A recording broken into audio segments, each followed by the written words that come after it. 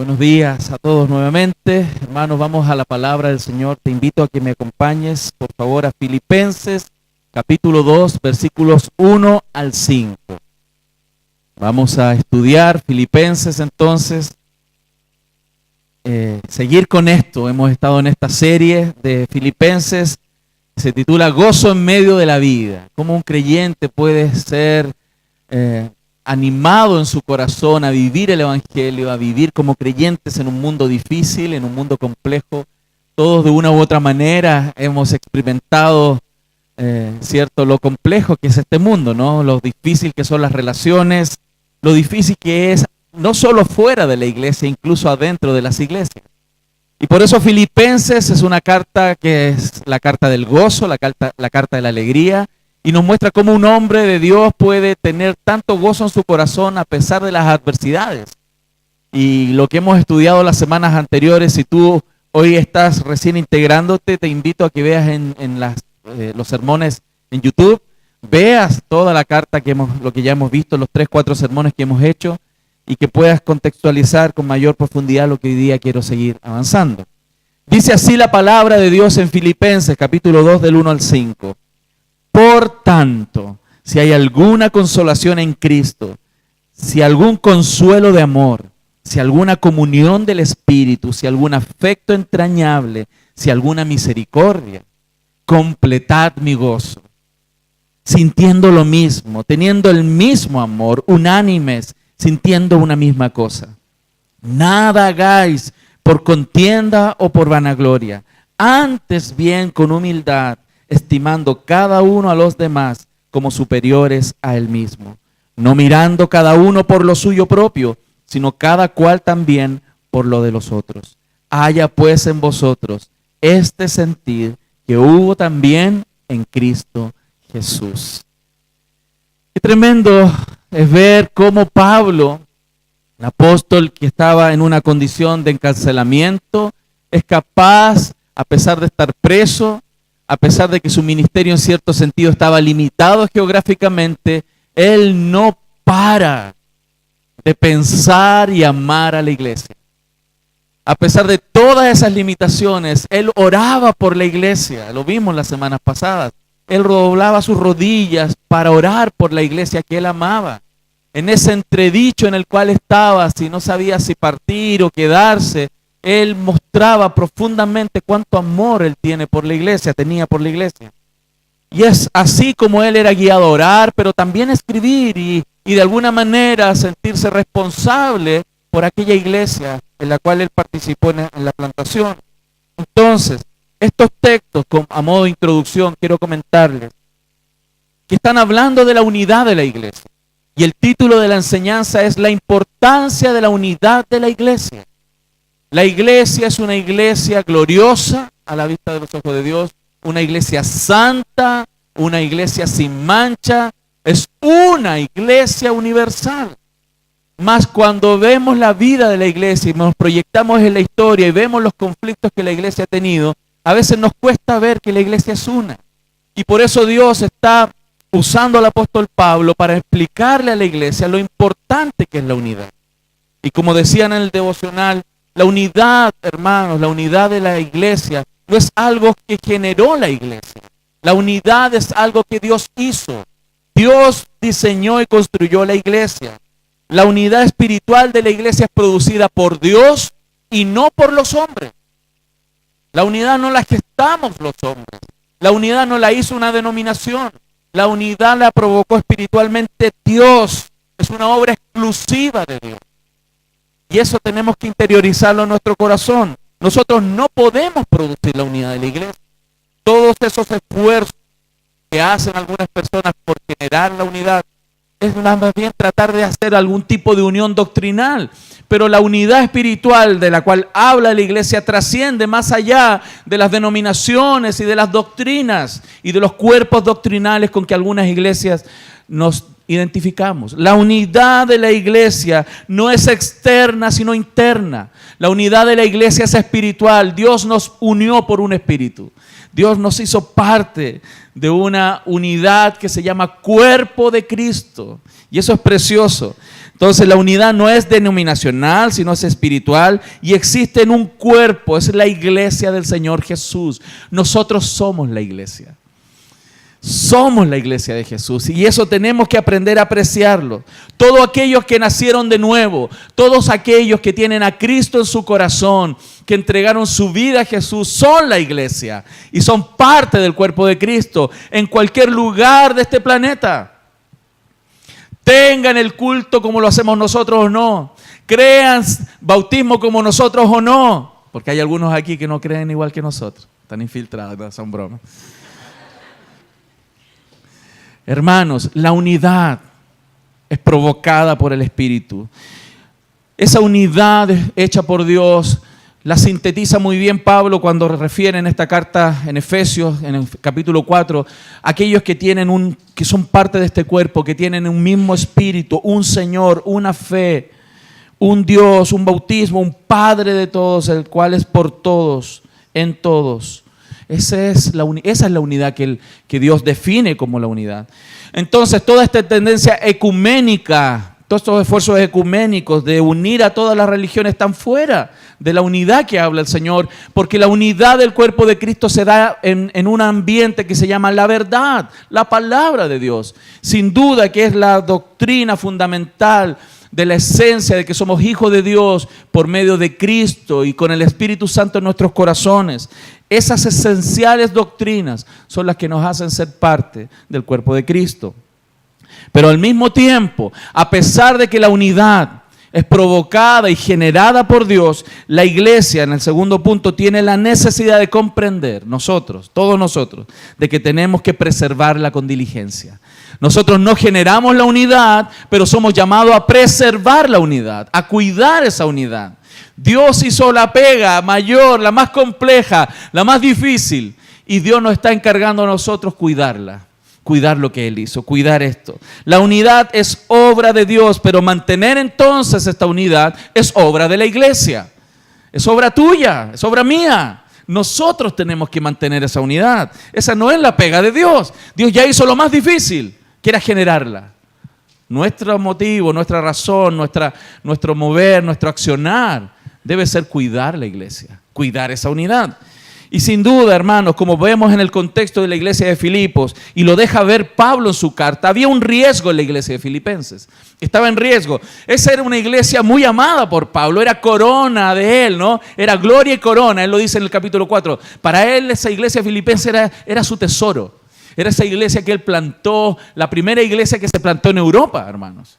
El inicio del evangelio hacia Europa, como lo vimos en los contextos iniciales. Era muy amada para el apóstol Pablo. Sin embargo, Pablo está exhortando a la iglesia de Filipenses a tapar las brechas, a tapar las puertas que estaban poniendo en riesgo a aquella iglesia tan amada. Esta iglesia, ya sabemos por el contexto, en los primeros capítulos, que estaba siendo atacada por temas externos. Había persecución, había situaciones complejas externas. Hermanos, y a veces las cosas externas no son tan complejas como los problemas que a veces se producen internamente en las iglesias. Y nosotros tenemos que estar atentos. Y Pablo está levantando esta idea de reflexionar sobre qué puede llegar a pasar dentro de nuestra iglesia. Nosotros históricamente, desde que nacimos como plantación, vivimos tiempos muy hermosos de unidad, pero también fuimos golpeados internamente.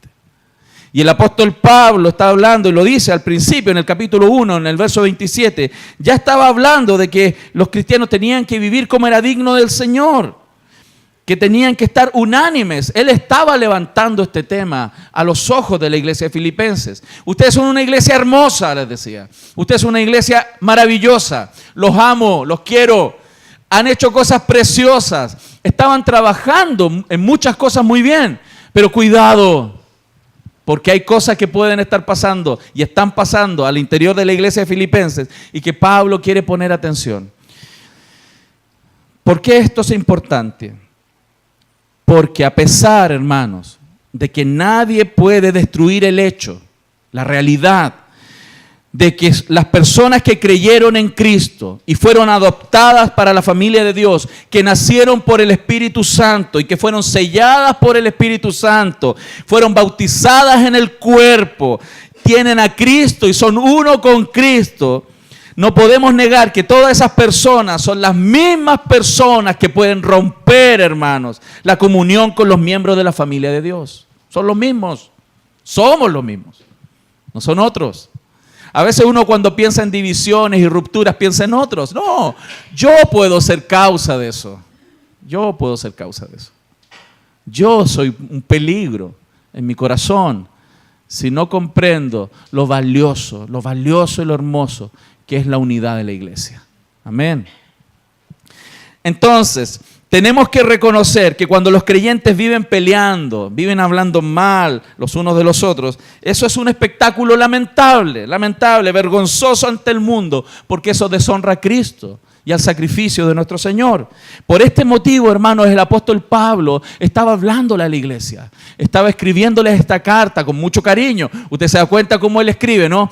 Cuánto demostró su amor a esta iglesia en los primeros versículos del capítulo 1.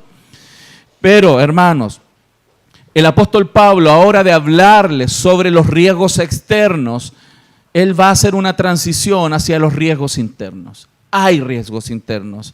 Entonces, cuando él dice, por lo tanto, es justamente una idea de poner atención, que debido a lo que ya hablamos, tenemos que poner atención a ciertas cosas que él va a comenzar a desarrollar. El Señor Jesús, hermanos, deja muy claro lo mismo que el apóstol Pablo está tratando de decir.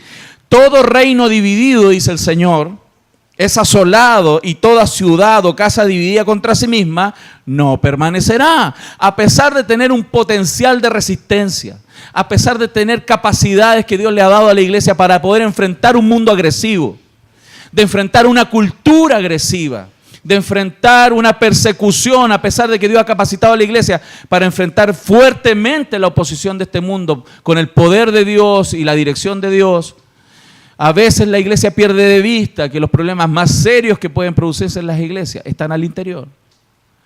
El enemigo más duro a veces está en nuestro propio corazón.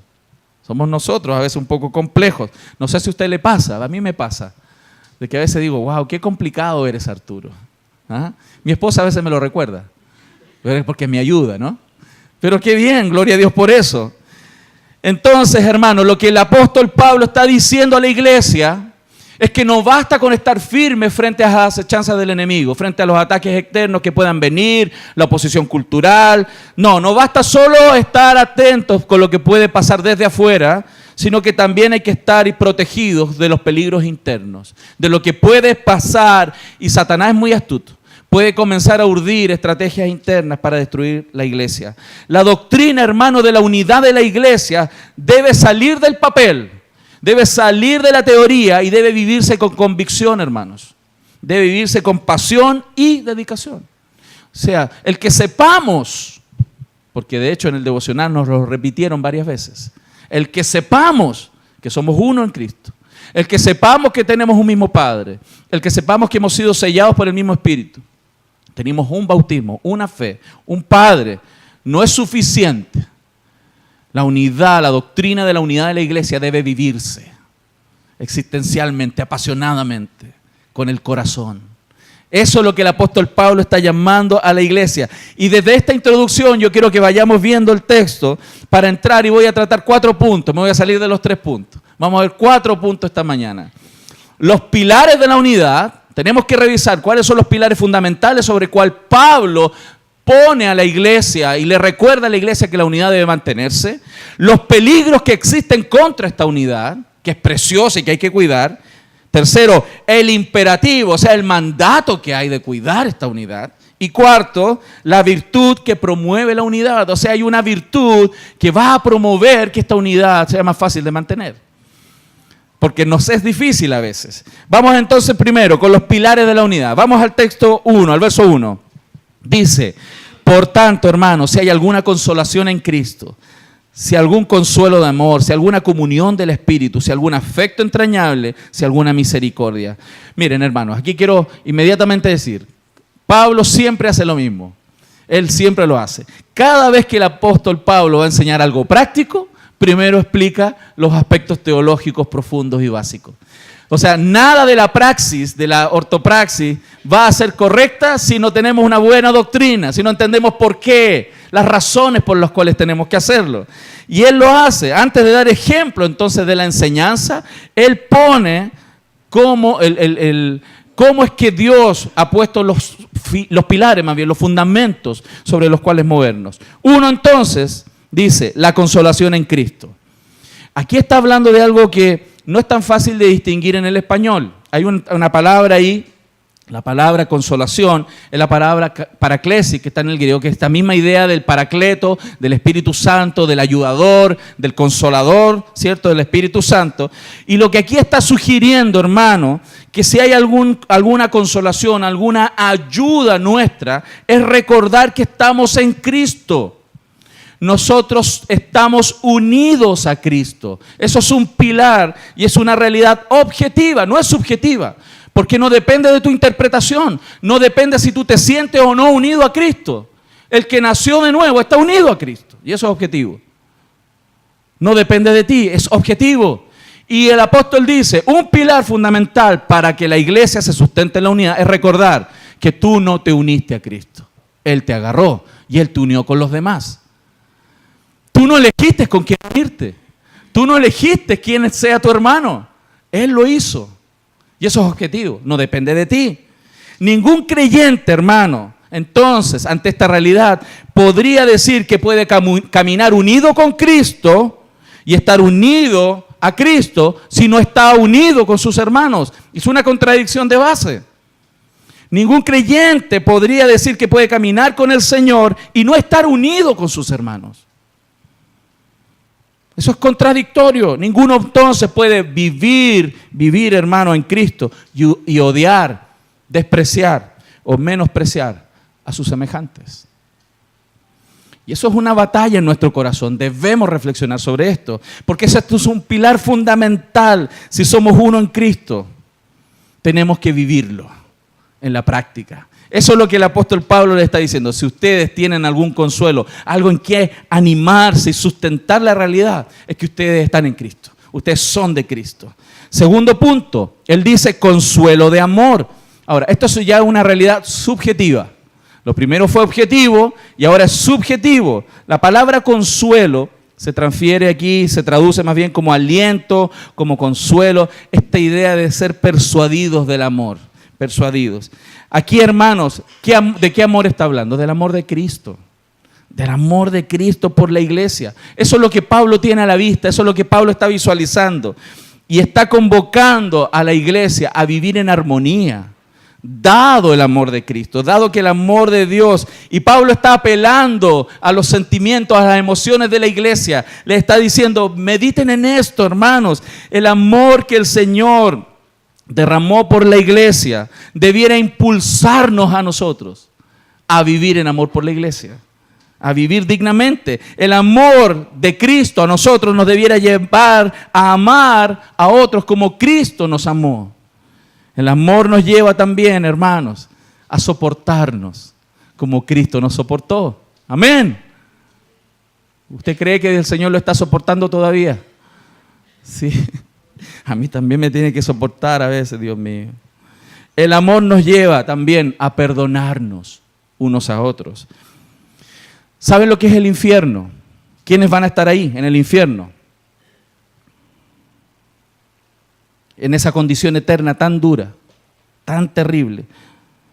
Todos aquellos que hicieron de la relación con Dios y con sus semejantes algo imposible. Porque destruyeron en sus vidas el amor. Se amaron más a sí mismos. No amaron más a Dios ni a su prójimo. El infierno va a estar llena de personas egoístas que amaron más sus placeres que a Dios. No amaron a Cristo, no amaron a los otros. El infierno, hermanos, es esa condición eterna entonces de aquellos que hicieron de la relación con Dios y sus semejantes algo que no se podía lograr. Hermanos, con Cristo sí se puede. Con Cristo sí se puede amar a los enemigos. Con Cristo sí se puede amar a aquellos que nos persiguen. Con Cristo sí se puede amar a aquellos que hablan mal de nosotros. Con Cristo sí se puede. Porque con Cristo en nuestro corazón, eso sí es posible. ¿Cuántos lo creen? ¿Ven? Entonces las Escrituras nos muestran que esto no significa solo amar a los que nos aman. Nunca el Evangelio ha sido eso. El Evangelio no nos dice, no, cualquiera hace eso.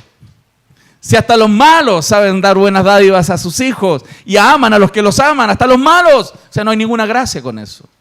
¿Dónde está la gracia? Lo maravilloso es amar a quienes nos es muy complejo amar. A aquellos que nos persiguen, a aquellos que incluso nos pueden llegar a odiar por lo que somos o proclamamos. Entonces, hermanos, ese poder de amar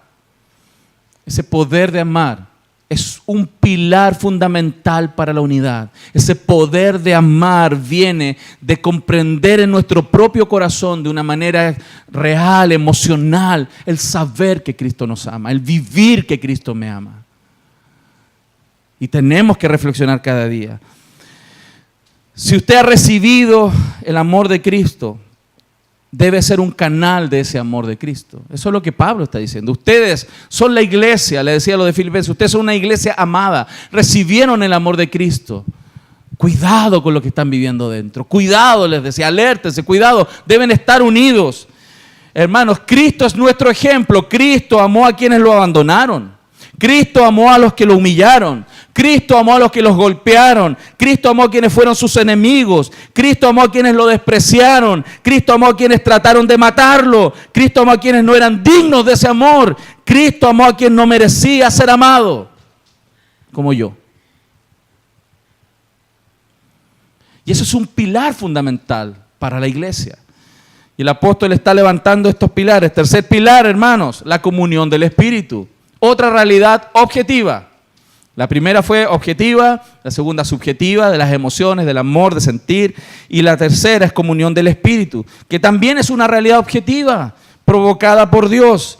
Esta participación que tenemos común del Espíritu Santo, de que el Espíritu Santo mora en nosotros, somos templo del Espíritu Santo, es algo que es maravilloso y que no depende de nosotros. También Dios lo hizo. El Espíritu es quien unió a los creyentes, hermanos, con Cristo y nos unió entre nosotros, como lo decía delante. El Espíritu Santo es quien produce nuestra comunión con Dios profunda, el que trae y revela las verdades que están en el Padre, el quien ilumina la palabra de Dios en mi corazón. Ese mismo Espíritu que levantó a Cristo de los muertos es aquel que me ha dado vida a mí, pero también me unió contigo. Es el mismo Espíritu. Un espíritu de unidad, un espíritu que une. Donde el Espíritu Santo no está presente, manifestándose, habrá desunión del cuerpo de Cristo. Y eso no lo digo teóricamente, lo hemos vivido en esta iglesia. Y necesitamos reflexionar sobre aquello. Gracias a Dios por Cristo y por su palabra que nos ha hecho renacer y renovar nuestra comprensión sobre esto. Y hemos podido experimentar avances tremendos este último año, digamos. Pero yo creo, Dios, y le digo al Señor, y oraba esta mañana tempranito, y le decía, Señor, ayúdanos a nunca volver a olvidar algo así. Necesitamos estar unidos en amor, como pilar fundamental en la comunión del Espíritu Santo y objetivamente disfrutando esta realidad. Entonces, lo que describe a un pueblo lleno del Espíritu Santo va a ser el amor, porque el fruto del Espíritu, lo primero que aparece ahí como fruto del Espíritu, ¿qué es? Amor. Un pueblo lleno del Espíritu Santo va a vivir en amor, va a amar a sus enemigos, va a amar al que se opone, al pesado, al molestoso, al alegón, al criticón. No mire para el lado.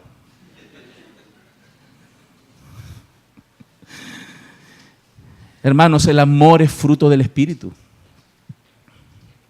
Nadie puede vivir amor. Nadie puede vivir el amor que Dios quiere si no tiene el Espíritu Santo en su corazón. Por eso requerimos reflexionar en estos pilares. Fíjense los pilares, cuán importante es tenerlos muy al frente, muy en nuestros ojos, delante de nuestros ojos, mirándolos, cuidando de estos pilares que son fundamentales. El Espíritu Santo es el unificador de la iglesia. Cuando vemos a la iglesia en Corintios, en 1 Corintios capítulo 12, cuando habla de los dones y el funcionamiento de los dones, ahí está hablando que todos esos dones funcionan y operan por el Espíritu Santo que obra en la iglesia. Porque ¿qué le da coherencia a la iglesia? ¿Qué le da funcionalidad a la iglesia? Es la obra del Espíritu Santo en su iglesia.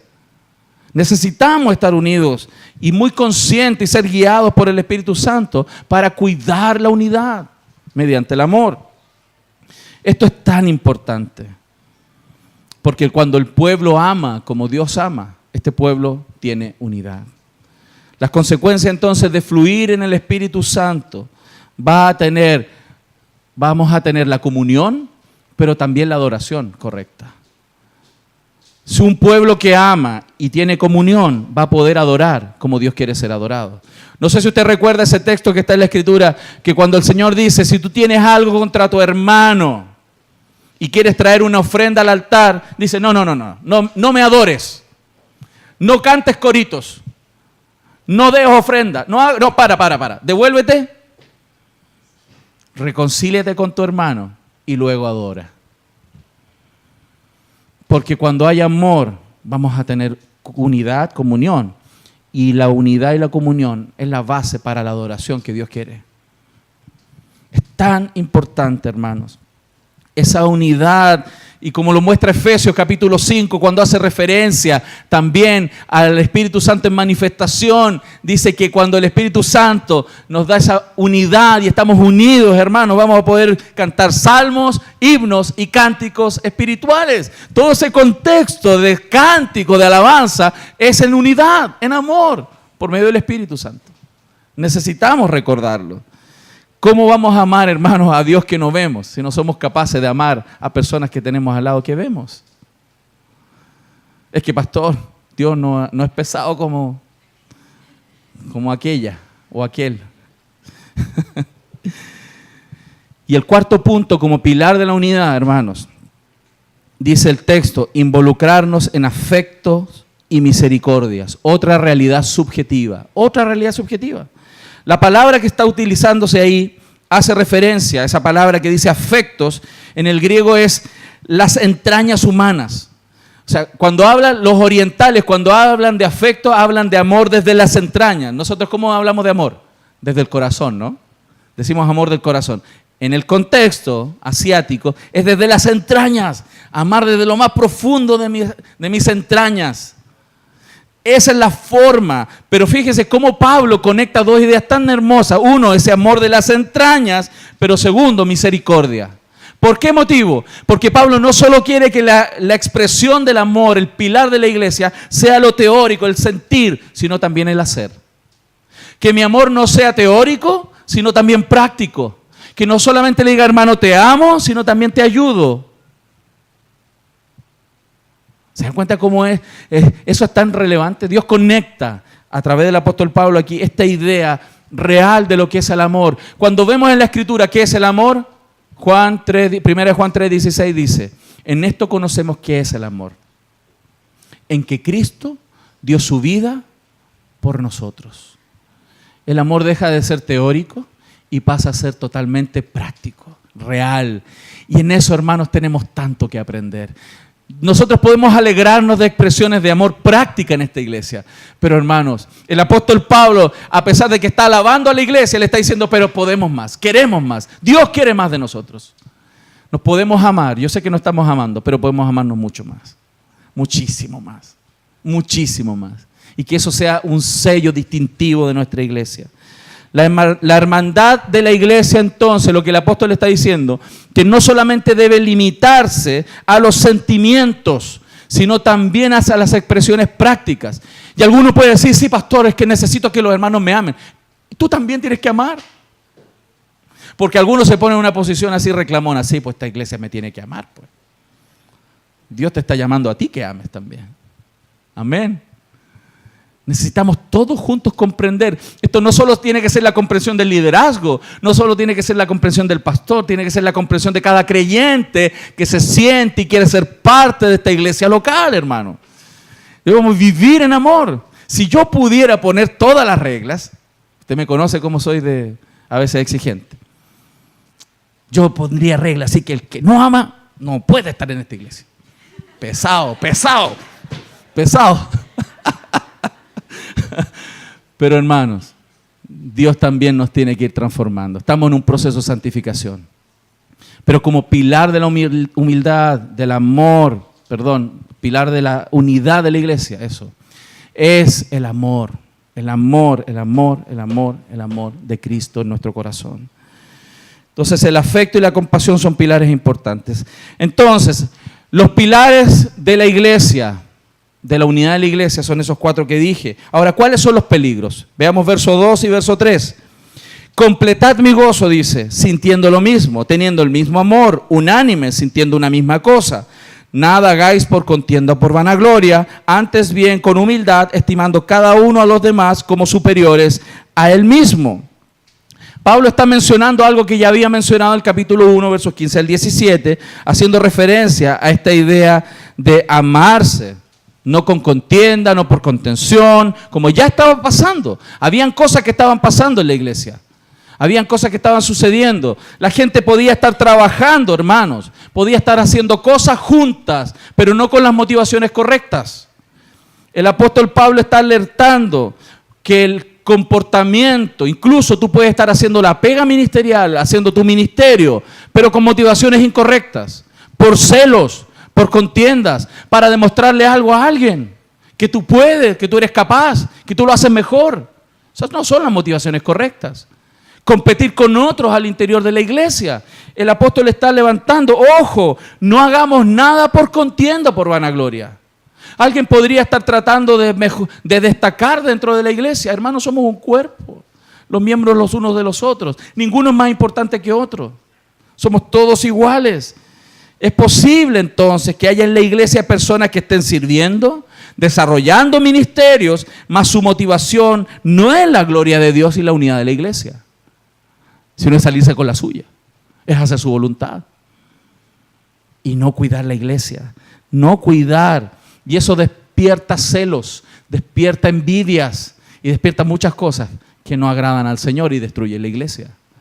Las motivaciones correctas deben ser la gloria de Dios y la unidad de la iglesia, la edificación de la iglesia. Por eso Pablo habla de 2 peligros que son muy serios dentro de la iglesia y alerta a la iglesia. Yo creo que esto nos va a servir a nosotros, hermano, nos va a servir, nos va a abrir los ojos así, grandes, para estar alerta, que conspiran contra la unidad. 1, las peleas, las contiendas. La iglesia, hermano, de Filipenses, como les dije, tenía muchísimas virtudes, era hermosa iglesia, pero el problema que estaban haciendo algunas cosas por egoísmo, por contienda, por pelear con los otros. Esa actitud mezquina estaba robando una cosa tan preciosa que Pablo había vivido en esa iglesia y estaban siendo afectados por esto. Primero, estaban trabajando sin unidad. Lo vemos en el verso 27 en el capítulo 1. Era sin unidad. Cada uno para su lado. Cada uno tirando para su lado. Cada uno en su ministerio. No, este es mi ministerio. Este es mi área. Esta es mi parcela. Este es mi grupo de vida. Mi grupo de conexión. Este es mío. Y compitiendo con los otros. ¿Quién es mejor? Cuidado. Cuidado. Yo puedo entender que esas cosas tienden a pasar. Pero cuidado. No somos mejores que los otros. Nos necesitamos. Estamos para ayudar, no para competir. Eso es lo que el apóstol estaba levantando. Cuidado, porque cada uno puede estar trabajando en lo suyo propio y no estar preocupado por lo del otro. Sin cruzar las fronteras, sin ayudar a los demás. Además, estaba hablando de que había peligro en la iglesia porque líderes podían estar buscando sus propios intereses. También líderes queriendo destacar, queriendo ser promovidos, utilizando a las personas para ser promovidos. El apóstol Pablo está levantando esa idea en el capítulo 2:21. Más adelante él trata ese tema, de esta idea de líderes buscando sus propios intereses. También habían falsos maestros infiltrados en la iglesia, así como en Hechos 20:29 también hace referencia al peligro de maestros que enseñan falsas doctrinas. Siempre la iglesia va a tener amenazas de falsas herejías. Y en esa iglesia, cuando se empezaron a meter personas que podían traer herejías, también la iglesia está en peligro. Tenemos que ser cuidadosos de la doctrina. Otro riesgo que había ahí en esa iglesia que generó contienda, el mundanismo. Ahí está. Usted tiene que orar por su pastor. Eso. Voy a traer un tarro de lata. Sí. ¡Tá! Por si se me pega el cerebro. Ahí uno se está dando cuenta cómo los años pasan, ¿no? No pasan, se quedan, hermanos, se quedan. El comportamiento mundanal de algunos en la iglesia generó problemas, tensiones. Porque algunos dicen es que hay que ser misericordioso. No, y otros dicen no, hay que aplicar disciplina. No, pero ¿quién fue el culpable? El que se apartó. ¿Se dan cuenta? Y las visiones empiezan a... ¿Por qué? Porque hay algunos que se dejan llevar por sus propias pasiones y generan conflictos y tensiones y mal modelaje y así un sinnúmero de cosas. También puede atentar y generar contienda porque empezamos a tener opiniones diferentes sobre cómo hacer las cosas. Más gracias a Dios que Dios instituye autoridades en las iglesias para ordenar eso. Amén. Pero además, este conflicto que se puede generar dentro de las iglesias. La iglesia de Filipenses en el capítulo 4, verso 2, hace referencia al apóstol Pablo sobre este problema que había entre Evodia y Síntique. Dos hermanas importantes de la iglesia, servidoras, muy apasionadas por Cristo, hacían muchas cosas para la iglesia, pero leí un comentario de un teólogo que decía, lo que ahí estaba pasando, que cuando el trabajo era dirigido por Evodia, los de Síntique se iban. Cuando los de Síntique lideraban, los de Evodia no lo hacían. Qué tremendo, eso puede pasar en las iglesias, hermano. No, si este hermano está ahí en eso, no, yo no voy ahí. Si está esa hermanita, no, yo después. Cuidado. Examine su corazón, es lo que Pablo le estaba diciendo. Aquí hay un peligro, porque eso comienza a generar las rupturas en las iglesias. Y cada uno de nosotros es responsable delante del Señor. Cada uno de nosotros. Por eso, hermanos, hay otro peligro que él decía, la vanagloria y el egoísmo, Filipenses 2:3. Esa palabra que decía ahí, vanagloria, aparece en el Nuevo Testamento y particularmente en este lugar y denota la inclinación orgullosa de buscar o tomar el lugar de Dios y establecernos nosotros como el referente. Nosotros como el referente. Hermanos, la vanagloria, la gloria personal destruye la vida comunitaria. La destruye, esto de querer destacar. Y Pablo con esta sagacidad, ¿cierto? Dada por Dios, comienza a meter el dedo en la llaga y decirle, cuidado hermanos, porque pueden caer en hacer cosas por vanagloria, por sentirse, por estar frente a los focos, por ser visto. Cuidado hermanos con eso. Entonces Pablo no solo habla de los pilares, no solo habla de los peligros contra la unidad de la iglesia, sino también de lo imperativo que es mantener la unidad de la iglesia. El principal anhelo, hermanos, de Pablo no era, fíjense, qué tremendo, el principal anhelo del apóstol Pablo no era ser liberado de la cárcel. Eso no era lo que más él anhelaba. No era su pasión, sino el progreso espiritual de los filipenses. A él no le interesaba tanto salir de la cárcel como que la iglesia estuviera unida. Y lo deja ver claramente en esta carta.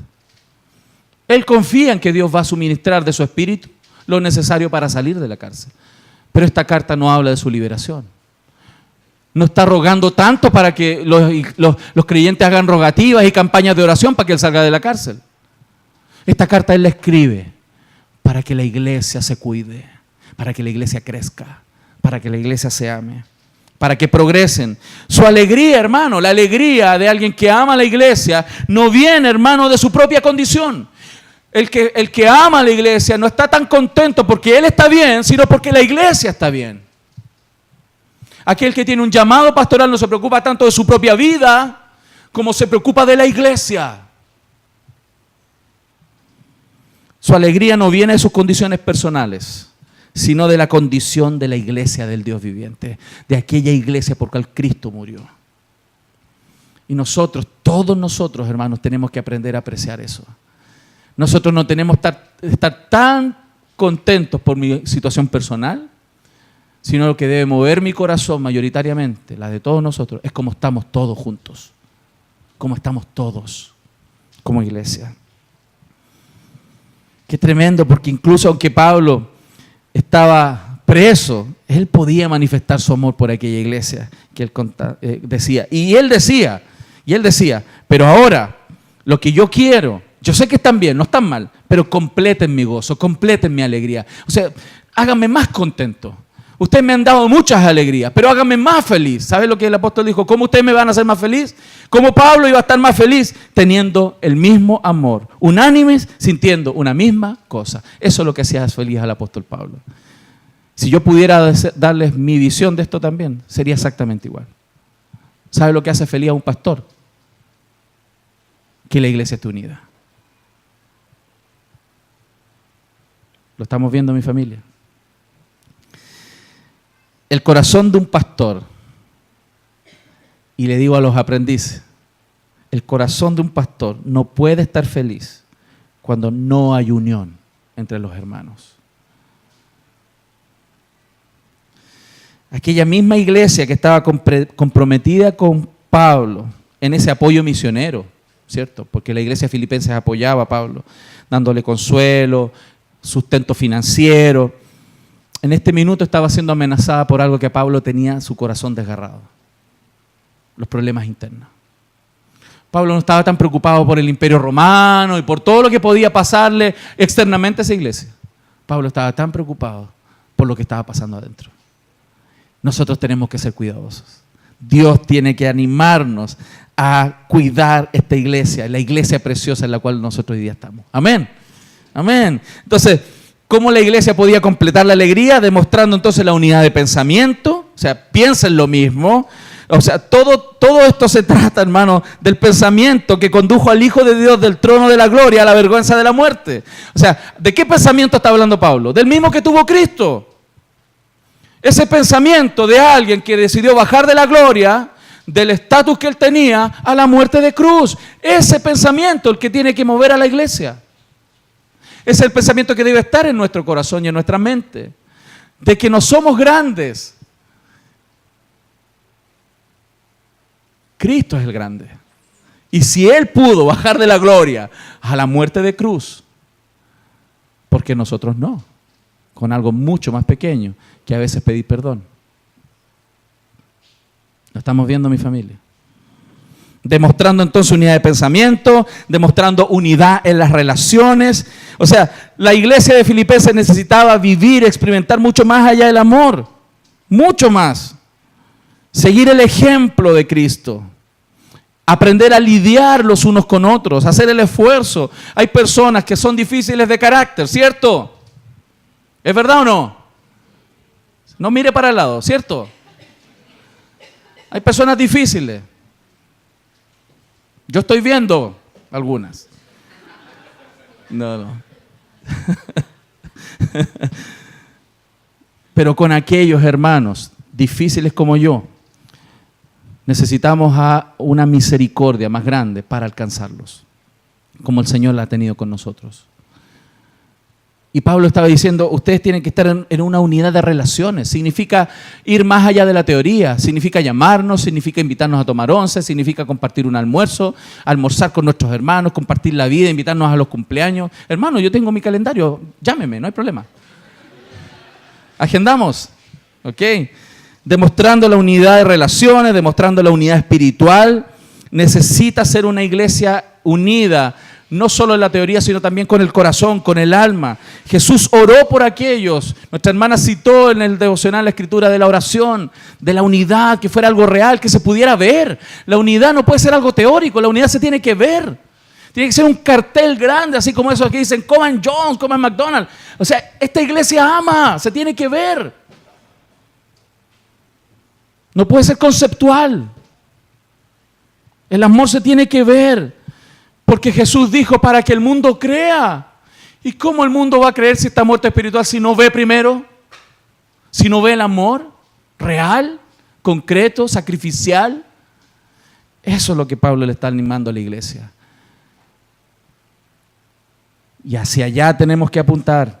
demostrando esa unidad de sentimiento, unidos, no competidores unos con otros, sino cooperadores, hermanos. No competimos, cooperamos. Esa es la vida de la iglesia. No somos rivales, somos socios. No somos empresas en competición, somos empresas aliadas. Lamentablemente estaba pasando en la iglesia de Filipenses que estaban luchando por sus causas personales. Y si podían estar en la iglesia, probablemente era para que otros le ayudaran. Pero no estaban dispuestos sus corazones a ayudar a otros, que es la motivación inicial. Y por último, el apóstol Pablo nos anima a que la virtud que promueve esta unidad, el cuarto punto, ¿cuál es la virtud que promueve la unidad de la iglesia? Es la humildad. Lo dice el texto, ¿no? Nada hagáis por contienda, por vanagloria, antes bien con humildad, estimando cada uno a los demás como superiores al mismo, no mirando cada uno por lo suyo propio, sino cada cual también por lo de los otros. Haya pues en vosotros este sentir que hubo también en Cristo Jesús. El Señor fue el maestro de la humildad. Él dijo: aprendan de mí, que soy manso y humilde de corazón. Los discípulos se tardaron en entender esa lección. Se tardaron en entenderla. Discutieron. Y acuérdense esa pelea que había entre ellos, quién iba a ser el primero. Hasta la mamá vino a pelear por un par que querían estar ahí en el liderazgo de la iglesia. ¿Ah? Esas mamás que se meten entre medios a pelear por su hijo. Pero Jesús nos enseñó muy bien que quién es el mayor, el que sirve, el que ama, el que se entrega. Jesús nos dijo, Él nos enseñó que Él no vino para ser servido, Él vino para servir, Él vino para amar de manera real, Él vino para amar de manera práctica. Esa humildad es la marca del cristiano, eso es lo que debe guiarnos. ¿Y qué es la humildad? Y si pudiéramos pensar un poco, y ya terminando, ¿qué es la humildad?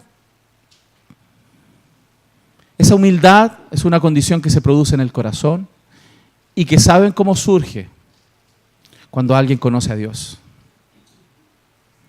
Aquel que conoce a Dios, aquel que realmente conoce a Dios, se va a conocer a sí mismo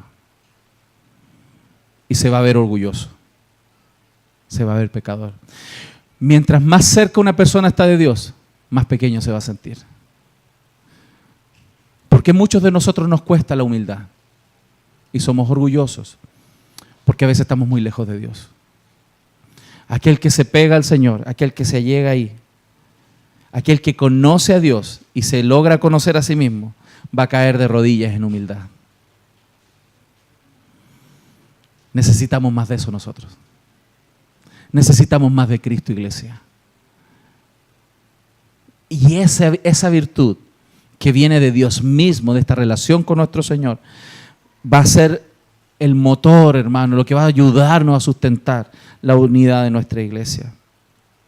Ser humilde entonces implica, hermanos, tener una correcta perspectiva sobre nosotros mismos en relación con Dios, que a su vez nos coloca en la relación correcta con nuestro prójimo.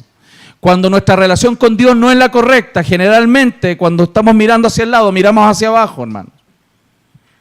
Pero cuando estamos con Dios, frente a Dios, en la relación correcta y miramos para el lado, vemos al de al lado superior a nosotros mismos. ¿Lo estamos viendo? Necesitamos estar más cerca del Señor. Que Dios sea más grande en nuestro corazón. ¿Qué somos al final? No somos polvo. No somos polvo, no somos frágiles. No somos como una flor que florece en la mañana y en la tarde puede morir. No somos como la niebla de la mañana, dice la Biblia. No somos como un suspiro. No somos como una presentación en un teatro y desaparece. No somos eso en realidad. Y que nuestro valor entonces no viene de esa esencia que tenemos, sino simplemente de que Dios nos haya hecho hijos de Dios. Tenemos que recordarlo. Eso nos va a ayudar a mantener la humildad. Entonces, si viviéramos enfocados en vivir en esta virtud, ¿saben qué? Si nosotros nos concentramos en esos versículos, nada hagáis por contienda, por vanagloria, nada, sino antes bien considerando a los demás, ¿cierto?, como superiores, hermanos, se acaban los problemas de relaciones humanas. Hermanos, si dentro del matrimonio ese texto lo aplicáramos todo el tiempo, se acabaron los problemas. Nada hacerlo por contienda. En primer lugar, el otro tendría el honor, el otro sería destacado, el otro sería el mayor, no yo. Y en segundo lugar, mi interés, hermanos, sería secundario y el interés por ayudar a otros sería mucho más intencional. El ejemplo de Cristo es siempre, claramente para Pablo, el mayor argumento. Nosotros podemos tener muchos argumentos sobre la humildad. Podemos pensar en muchas personas quizás que tienen ciertos comportamientos humildes. Pero para el apóstol Pablo, el argumento supremo siempre va a ser Jesús. Siempre es Cristo. Siempre es nuestro Señor.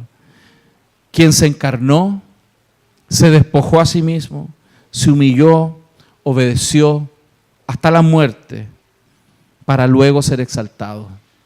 Ese sentir es que el apóstol Pablo está animándonos a vivir como iglesia. Y yo quiero animarte entonces a estar muy consciente de esto. Si Dios dispuso su palabra para hoy, porque hoy teníamos que enseñar esto por la gracia del Señor, porque Dios lo ha terminado, que Dios hable en nuestros corazones. Amén. Y si hay algo en tu corazón hoy, si hay alguna relación que restaurar, si hay algo de orgullo en tu corazón que está luchando ahí, yo creo que estamos delante del Señor en el momento apropiado para pedir perdón. Y para mirar a Jesús con su gracia, al mirar a Cristo, al mirar la cruz, al mirar la gloria de Dios, poder darnos cuenta que no somos gran cosa y que somos amados sin duda, pero no podemos enorgullecernos de nuestras virtudes, porque todo nos ha sido dado. Amén. Así que yo les invito a cerrar sus ojos para orar. Señor,